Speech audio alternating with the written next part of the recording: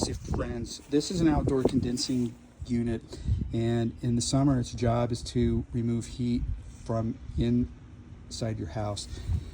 Now at the bottom of it is a compressor, at the top here is a fan, and the fan, it blows up and it actually pulls air across these coils, and you can't see here because it's dirty, but each of these is a copper tube, and it wraps all the way around the unit, and the air, it passes across, and the fan, it blows it out the top, so it's actually cooling as it wraps around.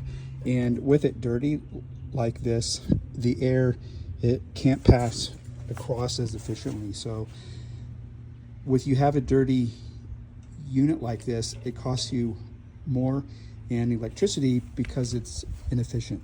So we're going to clean this up and save electricity.